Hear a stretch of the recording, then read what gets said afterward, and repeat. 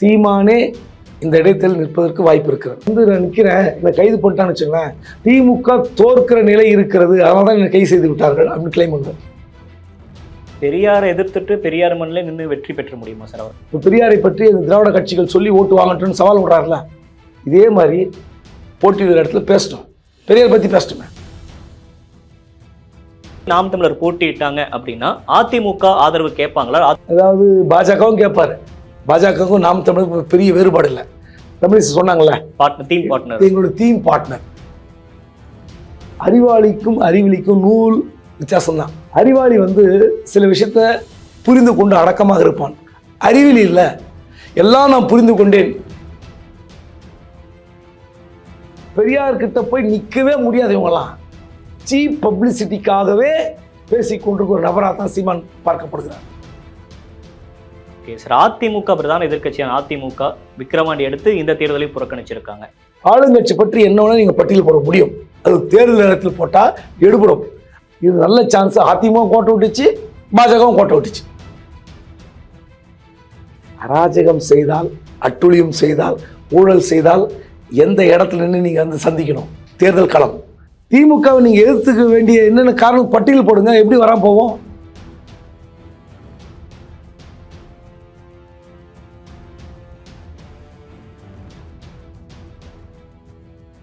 தி debate நேயர்களுக்கு வணக்கம். இன்றைய சிறப்பு நேர்காணலில் நம்மோடு இணைந்திருக்கிறார் மூத்த பத்திரிகையாளர் குபேந்திரன் அவர்கள். சார் வணக்கம். வணக்கம். ஈரோடு கிழக்கு இடைத்தேர்தல் காங்கிரஸ் பதிலாக திமுகவே நேரடியாக போட்டி போடுறாங்க. எதனால காங்கிரஸ் இருந்து திமுக போச்சு அப்படின்றத பத்தி கொஞ்சம் விரிவா பேசலாம் சார். அதுக்கு முன்னாடி திமுக வேட்பாளரா யாரு போட்டிடுவாங்க அப்படின்ற லிஸ்ட்லேயே நிறைய பேர் பேச்சு அடிபட்டுச்சு. இதுல சந்திரகுமார் தெரிவு செய்யப்பட்டிருக்கிறார். அவரை பத்தி கொஞ்சம் சொல்லுங்களேன். சந்திரகுமார் என்ன ஒரு விஜயகாந்த் ரசிகராக இருந்து அப்புறம் அரசியல் கட்சி தொடங்கின பிறகு 2006 அந்த தொழில் நின்று வெற்றி வாய்ப்பை எழுந்திருக்கிறார். அதிமுக கூட்டணி வைத்த பிறகு வெற்றி பெற்றிருக்கிறார். அவ்வளோதான். அவருடைய அந்த 5 ஆண்டுகள் ஒரு முறை தோல்வி ஒரு முறை வெற்றி என்ன கணக்கு தொடங்கி செல்லும் போது விஜயகாந்தோட சேர்ந்து ஒரு சின்ன கருத்து வேறுபாடு, முரண்பாடு, அதுலேருந்து வெளியே 2016 தனியாக நின்று தோத்து போகிறார்.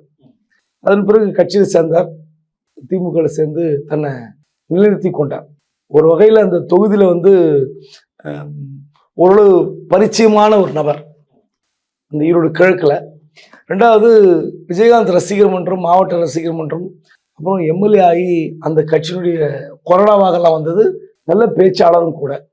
ஸோ நல்ல அறிமுகம் கிடைத்தால் அவருக்கு வளர்ச்சி. விஜயகாந்த் இருக்கிற வரை அவருக்கு ஒன்றும் பிரச்சனை இல்லை. அதன் பிறகு விஜயகாந்த் அந்த கட்சி அவர்கிட்ட இருந்து கொஞ்சம் கொஞ்சமாக நழுவி போகும்போது தலைமையுடன் ஏற்பட்ட முரண்பாடு அல்லது அவருடைய ஆதிக்கம் எடுபடாமல் இருந்திருக்கலாம். தன்னுடைய பேச்சு கேட்பதற்கு யாரும் தயக்கம் காட்டியதன் பிறகு வெளியே வந்துட்டாரு. ஆனால் இப்போ திமுகவில் 2-3 பேர் தான் அடிப்பட்டது, எல்லாரும் பேரும் அடிப்படலை. சந்திரகுமார், அப்புறம் செந்தில்னு ஒருத்தர், அவரும் அந்த மாவட்டத்தில் இணை துணை பொறுப்பில் இருக்காரு. ஓரளவுக்கு அவங்க குடும்பமே திமுக குடும்பம். கண்டிப்பாக 2 பேரில் யாராவது ஒருவருக்கு என்று நினைத்த போது அவருக்கு அறிவித்திருக்கார்கள். சரி, காங்கிரஸே ஏற்கனவே நல்ல வாக்கு சதவீதத்தில் வெற்றி பெற்றிருக்காங்க.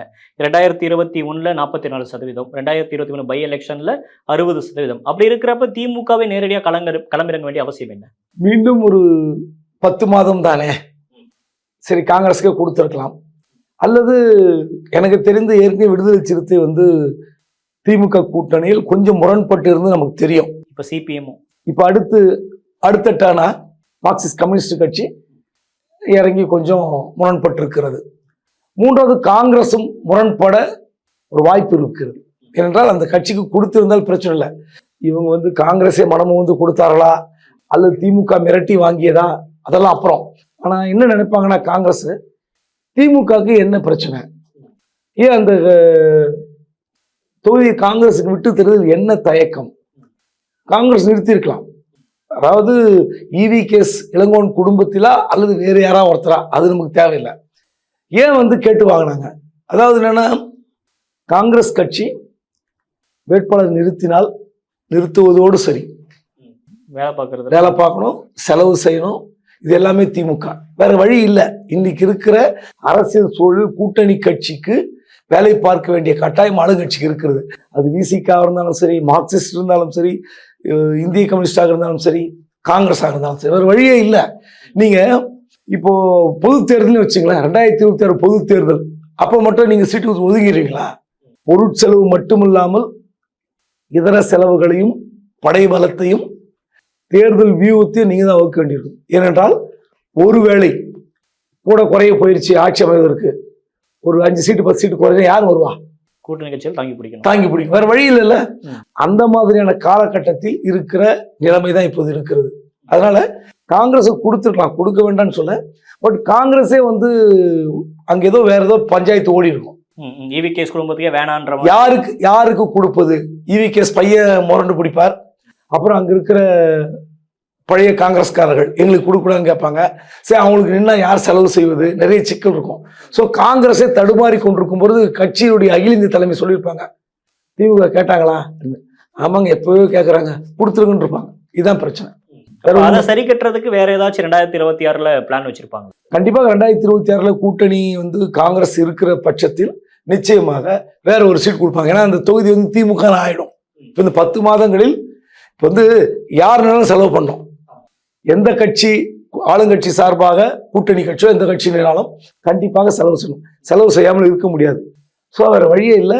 இந்த 10 மாதத்திற்கு குறைந்தது இப்போ அதிமுக போட்டிட்டு இருந்தால் 150 கோடி, அதிமுக போட்டி இல்லாததால் ஒரு கோடிகள் குறையலாம். அது 3 டிஜிட் ஆகாம 2 டிஜிட்ல முடியும். 60, 70, 70, 75 கண்டிப்பா செலவு பண்ணும். செலவு பண்ணா உங்களுக்கு பர்சன்டேஜ் குறைஞ்சிரும். போன முறை 75% நினைக்கிறேன். ஆமா, 60, 64 சார். இல்ல 75க்கு மேல போச்சு. அதனால வந்து இந்த முறை அந்த பர்சன்டேஜ் கொஞ்சம் அதுவும் அசிங்கம். ஸோ பர்சன்டேஜ் கண்டிப்பா குறையும். ஏன்னா எதுக்கு யாரும் பெரிய கட்சிகள் இல்லை, நாம் தமிழர் மட்டும்தான் இருக்குது. ஸோ இந்த நிலையில் நீங்க வேற வழி இல்லை. கண்டிப்பாக 2023 பை எலெக்ஷன் பார்த்தீங்கன்னா டோட்டல் ஓட்ஸ் ஈரோடு கிழக்கு 2,27,547, ஓட்டு போலானது 1,70,70,563, 74.96. நான் சொன்னதான் 75% போலாயிருக்கு. அப்போ யோசிச்சு பாருங்க, நிச்சயமாக இந்த சதவீதம் எட்டவே எட்டாது இந்த முறை. ஓகே, குறைந்தது 5லிருந்து 8% குறையும். இப்போ அதிமுகவும் போட்டியிடல, தேசிய ஜனநாயக கூட்டணியிலிருந்து யாரும் போட்டியிடல அப்படின்னா அந்த வாக்குகள் வந்து அப்படியே தான் நிற்குமா? யாரு திமுக பக்கம் ஷிஃப்ட் ஆகாதா சார்? அப்படிதான் பார்க்கணும். விக்கிரவாண்டியில் பார்த்தீங்கல்ல, விக்கிரவாண்டி என்னாச்சு? அதிமுக போட்டி இல்லை, கண்டிப்பாக போலாச்சுல, 80% போலாச்சுன்னு நினைக்கிறேன். ஸோ அதனால அது ஒரு பெரிய விஷயம் இல்லை, பணம் தானே. எல்லாரையும் கொண்டு வந்து அழைத்து ஓட்டு போட செய்வதற்காக பொருட்செலவு செய்ய வேண்டி இருக்கும். அந்த பொருட்செலவு இந்த முறையும் செய்ய வேண்டியிருக்கும். என்னன்னா எதிர்கட்சி போட்டிட்டா டிமாண்ட் அதிகரிக்கும். இப்ப டிமாண்ட் இல்ல 500 1000 200 250 இப்படி போயிடும். ஸோ நாம் தமிழர் மட்டும்தான் போட்டி களத்தில் இருப்பார், வேற ஒன்றும் பிரச்சனை இல்லை அவருக்கு. கடந்த முறை நாம் தமிழர் கட்சி பார்த்தீங்கன்னா அந்த தொகுதியில மேனகான்றவங்க போட்டிட்டு இருக்காங்க. 10,827 வாக்கு, அதாவது சதவீத அடிப்படையில் பார்த்தீங்கன்னா 6.35. ஓவரால் பார்த்தீங்கன்னா நீங்க என்ன இருக்கும் உங்களுக்கு, ஒரு கொஞ்சம் வெயிட்டா இருந்திருக்கலாம். ஆனா 6.35 தான். ஸோ அதனால இந்த முறை வந்து அவரே நிற்க போகிறாரான்னு எனக்கு தெரியல. மேனகா நிற்பாரா? ஏன்னா தோற்று போனவருக்கு மீண்டும் ஒரு வாய்ப்பு கொடுப்பது தான் அந்த கட்சியோட இலக்கணம், அழகா இருக்கும்.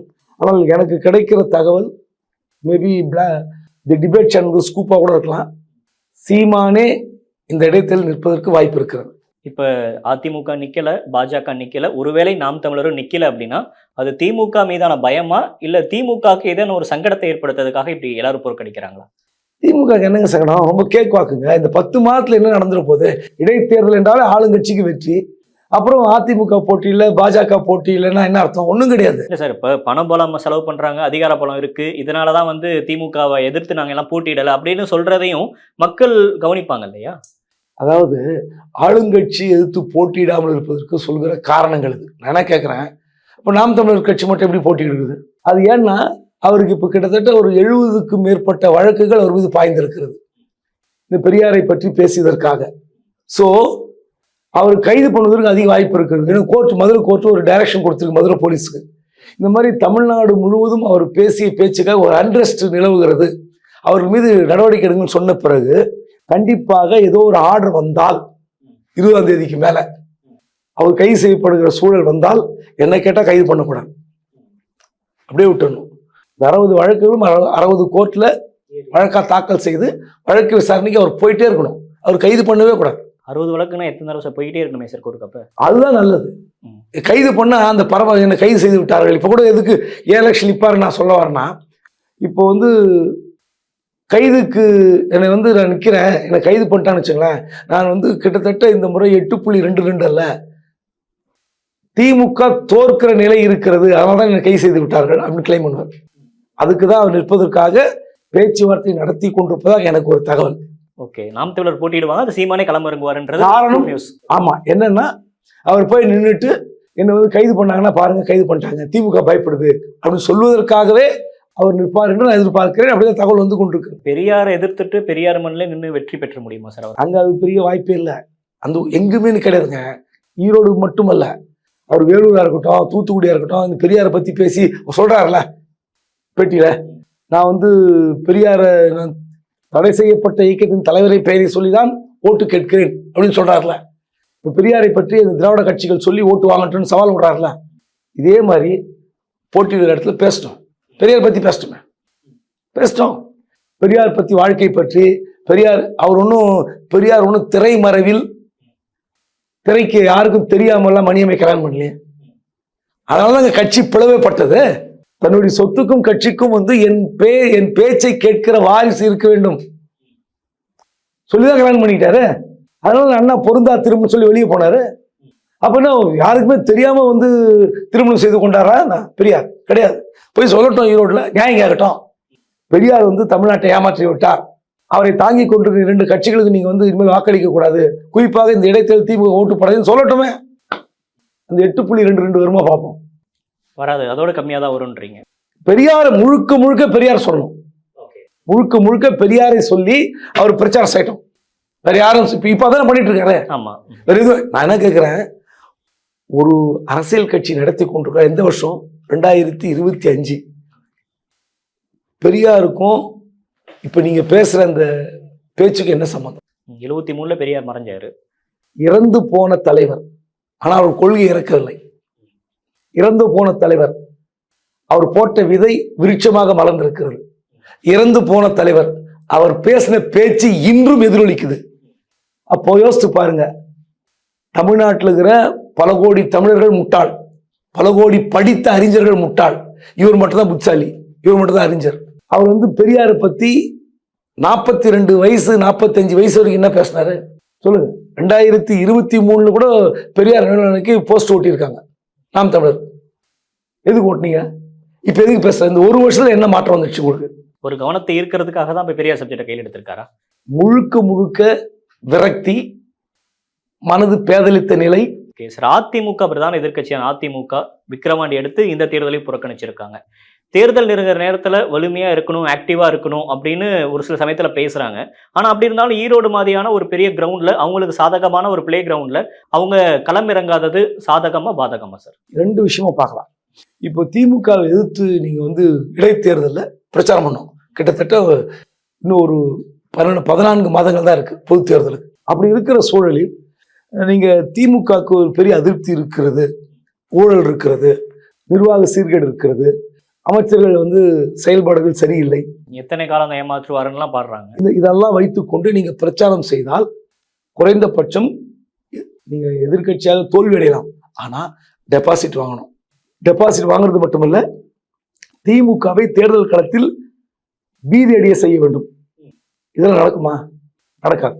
ஸோ எதிர்கட்சி என்ன செலவு செய்தாலும், என்ன பிரச்சாரம் செய்தாலும், பணத்தால், அதிகார பலத்தால் ஆளுங்கட்சி ஜெயிக்கும். சரிங்களா? சரி, அப்ப என்ன ஜெயிச்ச பிறகு என்ன வரும்? அதிமுக பொய் பிரச்சாரம் தோற்று விட்டது. இடைத்தேர்தலில் வந்து அது அடுத்து வருகிற தேர்தலுக்கு ஒரு இடைத்தேர்தல் அப்படிலாம் கணக்கு கிடையாது. ஸோ அதனால நீங்க என்ன பிரச்சாரம் செய்தாலும் ஆளுங்கட்சி எதிர்கட்சியை சுலபமாக வீழ்த்தி விடும். இந்த கணக்கெல்லாம் வந்து நீங்க என்ன சொன்னாலும் எடுபடாத சூழல்ல நீங்க என்ன பண்ணலாம்? இப்போ வந்து அதிமுக நிக்க வைக்கணும், நின்று போராடணும். உண்மைதான், கண்டிப்பாக ஒரு எதிர்கட்சி இலக்கணம் வந்து எவ்வளோ பெரிய மோசமான பவர்ஃபுல்லான கட்சி, சாம தண்ட தான பேதத்தை மீறி செலவு செய்கிறது, அட்ராசிட்டி செய்துனா கூட நின்று ஃபைட் பண்ணலாம். ஆனா பிரச்சனை என்னன்னா, பெரிய பொருட்செலவு வீணாகும். இதுல என்ன கொடுமைனா கடைசியில டெபாசிட் இழக்கும். அது 26க்கு அஃபெக்ட் ஆகும். அதுக்கப்புறம் பார்த்தீங்கன்னா பாருங்க, நீங்களாம் எதிர்ப்பு இருக்கு, நீங்க அதிருப்தி இருக்குறீங்க, ஊழல்னு சொன்னீங்க, அமைச்சர் செயல்பாடு சரி, இவ்வளவுக்கு அப்புறம் ஆளுங்கட்சி இவ்வளவு பிரமாதமா ஜெயிக்குதுன்ற ஒரு தோட்டத்தை பிம்பத்தை கட்ட வைப்பாங்க. அப்ப என்ன பண்ண முடியும்? அதுக்கு நீ என்ன வேணா விமர்சிங்க, என்ன வேணா சொல்லிங்க, நாங்க ஒதுங்கிறது பெட்டர். சரி, நாடாளுமன்ற தேர்தல் முடிஞ்சோடனே பிரதான எதிர்க்கட்சி நாங்க தான், அதிமுகவுடைய நாங்க வாக்கு சதவீதத்தில் உயர்ந்திருக்கோம் அப்படின்னு பாஜக பேசினாங்க, அண்ணாமலை அவர்கள் பேசுறாங்க. ஆனா அவரும் இந்த தேர்தலில் நான் போட்டியிட மாட்டேன் அப்படின்னு விலகி இருக்காரு. இது எதை குறிக்குது? அவரும் அதே காரணம் சொல்லியிருக்காரு. ஆமா, திமுக அராஜ ஆட்சகத்தை நாங்கள் என்ன பண்ண முடியும்? ஒன்றும் பண்ண முடியாது, அதனால புறக்கணிங்க. ஏங்க, அராஜகம் செய்தால், அட்டுழியம் செய்தால், ஊழல் செய்தால் எந்த இடத்துல நின்று நீங்க சந்திக்கணும்? தேர்தல் களம். அதற்கான சரியான இடம் தேர்தல் களம். நீங்க அங்க நின்று போய் பிரச்சாரம் பண்ணுங்க. நீங்க தோக்குறீங்க, ஜெயிக்கிறீங்க. எங்க அதிமுக பாஜக எந்த கட்சியும் என்ன பண்ணும்? மக்கள் மத்தியில மேடை போட்டு சொல்லணும். அப்போ யோசித்து பாருங்க, ஆளுங்கட்சி விட எதிர்கட்சிகளுக்கு பிரிண்ட் மீடியா, எலக்ட்ரானிக் மீடியா கொஞ்சம் ஃபோக்கஸ் பண்ணும். ஏன்னா மக்கள் என்ன நினைப்பாங்க? பார்த்தீங்களா, வெறும் ஆளுங்கட்சி பேசுறதே காட்டுறாங்க, வெறும் ஆளுங்கட்சி சொல்லுவது மட்டுமே காட்டுறாங்க, எதிர்கட்சியெல்லாம் காட்ட மாட்டாங்க. பயம் வரும், மீடியாவுக்கு ஒரு அழுத்தம் வரும். அந்த அழுத்தம் காரணமாகவே அதிமுகவுடைய மேடை பேச்சு, பாஜகவுடைய மேடை பேச்சு காட்டுவாங்க இல்லையா? சொல்லுங்க. திமுகவை நீங்க எதிர்த்துக்க வேண்டிய என்னென்ன காரணம் பட்டியல் போடுங்க. எப்படி வராம போவோம்? அண்ணாமலை பேட்டி வருதா இல்லையா? எல்லா இடத்துலயும் வருது. விஜய் பத்திரிகையாளர் சந்திக்க மறுக்கிறார். கவர்னர் கிட்ட போய் அண்ணா பல்கலைக்கழக சம்பந்தமா போய் பார்க்கிறார். வெளியே டாட்டா காட்டுறாரு. சினிமா ஷூட்டிங் முடிச்சுட்டு கிளம்பும் போது ஒரு டாட்டா காட்ட வந்துறீங்களா, கார்ல இருந்து டாட்டா காட்டுறாரு. அதை கூட மீடியாக்கள் காட்டின. என்ன அர்த்தம்? வேற வழி இல்லை, அழுத்தம். விஜய் ரசிகர்கள் தங்களுடைய சேனலை புறக்கணித்து விடுவார்ன்ற பயம். உண்மையிலே எனக்கு தெரிஞ்ச மீடியாக்கள் முதல்ல விஜய் அந்த மாதிரி செய்திகள் காட்டவே கூடாது. முதல்ல எனக்கு தெரிஞ்சு நான் உங்க மூலியமா பல மீடியாக்களுக்கு கோரிக்கை வைக்கிறேன். ஒரு காலத்துல பிரிண்ட் மீடியா நாங்கள் வேலை செய்யும் போது பேட்டிகளுக்கு தான் மரியாதை, அறிக்கைகளுக்கு மரியாதையே கிடையாது. அறிக்கை பக்கம் பக்கமா விடலாம், சுருக்கி 2 காலத்துக்கு வரும், சிங்கிள் காலத்துக்கு போடுவோம். அறிக்கை என்பது 2ஆம் பட்சம், பேட்டி தான் முதல் பட்சம். நீங்க ட்விட்டர்ல போடுறதுக்கெல்லாம் உடனே பிரேக்கிங், அறிக்கைக்கு ஒரு பிரேக்கிங். ட்விட்டர்ல போடுறாருங்க, பொங்கல் வாழ்த்து போடுறாரு ரஜினி, நல்லவனை கடவுள் சோதிப்பான் ஆனால் கைவிட மாட்டான், ரஜினி பொங்கல் வாழ்த்து. இது வந்த உடனே ரஜினி பொங்கல் வாழ்த்து பிரேக்கிங். அதுக்கப்புறம் இந்த கண்டென்ட் அது என்ன பூசா? ஏதோ ஒரு படத்துல வசனம் தானே அது. அப்போ மீடியாக்களுக்கு என்னன்னா, நீங்க பிரிண்ட் மீடியால ஏதோ ஒரு இடத்துல பொங்கல் வாழ்த்து தெரிவித்த தலைவர்கள் இந்த வாசகத்தை போடுவாங்க. ஒரு காலகட்டத்தில் தினமலரில் போடவே மாட்டாங்க. அது ஒரு பெரிய பிரச்சனையாச்சு. பொங்கல் தலைவர்கள் வாழ்த்துன்னு போட்டு 2 லைன் போட்டுருவாங்க, ரஜினி வாழ்த்து சொன்னார்னு. மற்ற பத்திரிகை பக்கம் தேவையே இல்லையே. அது என்ன இருக்கு? அதுல ஏதாவது மெசேஜ் இருந்தா நீங்க போடலாம். இந்த ஆளுங்கட்சி எடுத்து இந்த பொங்கல் வாழ்த்தில் இப்படி நீங்கள் சூடு உரைப்போம், பொங்கலுக்கு ஏன் பணம் கொடுக்கல, இல்ல ஏதோ ஒரு மெசேஜ் இருந்தா நீங்க அதை போடலாம். வெறும் பொங்கல் வாழ்த்து, இது எதுக்கு? மகிழ்ச்சி பொங்கிட, இன்பம் தங்கிட, இந்த மாதிரி 10 லைன் போட்டு அதுக்கு என்ன இருக்கு மெசேஜ்? ஒரு மெசேஜும் கிடையாது. ஆனா மீடியாக்கள் விஜய் பெட்டி தர மறுக்கிறார். குறைந்தபட்சம் ஒரு பிரச்சனைக்காக முன்னின்று கவர்னர் சந்தித்து விட்டு வெளியே 3 பிரச்சனை, அதை மட்டும் கேள்வி கேளுங்க. இந்த பிரச்சனையை கொடுத்து ரிப்போர்ட் பண்ணியிருக்கேன் பாருங்க, காப்பி உங்களுக்கு எல்லாம் கொடுக்க போறோம். இந்த 3 சமாச்சாரத்துல கேள்வி கேளுங்க. சட்டம் ஒழுங்கு சரியில்லை, அண்ணா பல்கலைக்கழக விஷயத்துல பால்கள் விவகாரத்தில் நடவடிக்கை சரியில்லை, அடுத்து துணைவேந்தர் நியமனத்தில் இல்லை, அப்புறம் பெஞ்சால் புயல் பத்தி சொன்னேன். இதை பத்தி கேளுங்க. இதை மட்டும் கேளுங்க, வேற எதுவும் கேட்காதீங்க. சொல்லிட்டு தாராளம் சொல்லிட்டு போலாமே. அப்ப மீடியா என்னன்னா எதை ஒண்ணா காட்டுறாங்க. அதனால வருகிற விளைவு இந்த சிக்கல். அதனால சொல்ல, நீங்க ஒரு ஆளுங்கட்சி எடுத்து போட்டியிட்டால் நிச்சயமாக ஒரு பிரமாதமான கவரேஜ் கிடைக்கும். என்ன கவரேஜ்? ஆளுங்கட்சி பற்றி என்ன வேணா நீங்க பட்டியல் போட முடியும். அது தேர்தல் நேரத்தில் போட்டா எடுபடும். அன்னைக்கு உட்காந்து வழக்கு போட்டு முடக்க மாட்டாங்க. இது நல்ல சான்ஸ். அதிமுக கோட்டை விட்டுச்சு, பாஜகவும் கோட்டை விட்டுச்சு.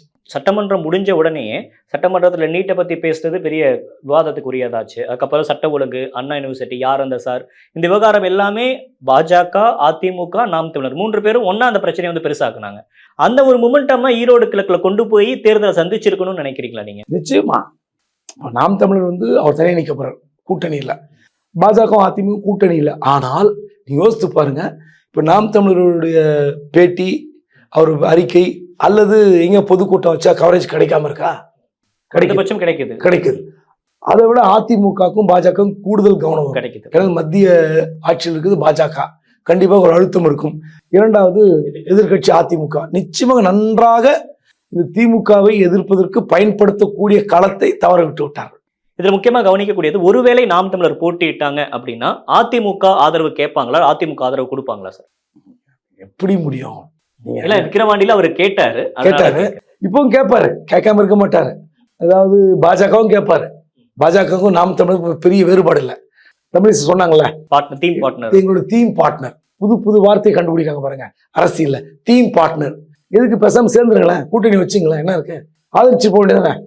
நாங்க வந்து திமுக வீழ்த்துவதற்கு பாஜக வந்து நாம் தமிழர்களுடைய கட்சி வேட்பாளரை ஆதரிக்கிறோம் சொல்லிட்டு போங்க, என்ன இருக்கு? அதாவது ஒரு புரிதல் இல்லாமல் அறிவாளிக்கும் அறிவிலிக்கும் நூல் வித்தியாசம்தான். அறிவாளி வந்து சில விஷயத்த புரிந்து கொண்டு அடக்கமாக இருப்பான். அறிவிலி இல்ல, எல்லாம் நான் புரிந்து கொண்டேன் என்று ஆர்ப்பாட்டம் செய்வான். அவ்வளவுதான் வித்தியாசம். அதாவது சீமானை வந்து இப்ப ஆதரிக்கிறாங்களே பாஜக, எப்படி ஆதரிக்கிறாங்க? பெரியாரை திட்டாரு, நாங்க சொல்ல வேண்டிய வார்த்தையை அவர் சொல்லிட்டார். ஏங்க, பெரியார் வந்து உயிரோடு இருக்கும்போது பேசாத பேச்சா இப்ப வந்து பேசிக்கிட்டு இருக்காங்க. பெரியார் அன்னைக்கு எல்லாரையும் திட்டினார். இன்னைக்கு தீக்க வந்து யாராவது திட்டுவாங்களா? முடியாது. அவங்க போராட்டத்தை அனுமதி இல்லைல்ல. தீக்க இந்த கடவுள் மறுப்பு என்ற விவகாரத்தை கையில் எடுத்துக்கொண்டு போராடுகிற தீக்கா, மூட நம்பிக்கைகள் வேண்டாம் என்று சொல்கிற தீக்கா, மற்ற மதங்களை பார்த்து பெரியார் சொன்னது மாதிரி நீங்க சொல்லுவாங்களா? அன்னைக்கு பெரியார் பயந்தாரா? அவர் எல்லா மதத்துக்கும் சேர்த்து தான் சொன்னார். இஸ்லாமினா இஸ்லாம்னு சொன்னார், கிறிஸ்துவனா கிறிஸ்துவ சேர்த்து சொன்னார். இன்னைக்கு தீக்கா தலைவர் யாராவது ஒருத்தர் சொல்லி வேற்று மதத்தை பத்தி பேச சொல்லுங்க, பேச. பெரியார் வேறங்க. பெரியார் கிட்ட போய் நிக்கவே முடியாது இவங்கெல்லாம். பெரியாரை வந்து அறிவாளிக்கும் அறிவிலின்னு இல்லை, எல்லாம் தெரிந்துக்கிட்டு எனக்கு ஒரு சீப் பப்ளிசிட்டிக்காகவே பேசிக்கொண்டிருக்க ஒரு நபராக தான் சீமான் பார்க்கப்படுகிறார். சத்யா அழகா ஒரு 3.5 நிமிட பதிவு இருக்கும், வீடியோ அழகா பதிவிட்டிருக்கார் சத்யராஜ். சான்ஸே கிடையாது. கடுமையான வார்த்தைகள் இல்லை, தடித்த வார்த்தைகள் இல்லை, ஆவேசமான அமிலம் கலந்த வார்த்தைகள் உமிழவில்லை. தெளிவா சொல்லியிருக்கார். அதாவது அந்த வார்த்தையை நான் பயன்படுத்தக்கூடாது, நரகல் அதுல ஏதோ ஒண்ணு தோச்சு அடிச்ச மாதிரி அடிச்சார், வேற ஒண்ணுமே கிடையாது.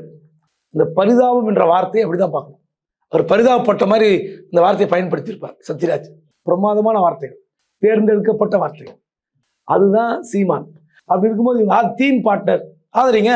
நான் சொல்றேன், ஈரோடு கிழக்குல ஒருவேளை சீமான் நின்றால், எனக்கு கிடைத்த தகவல் நின்றால் கைதுக்கு அஞ்சி நிற்கிறார்.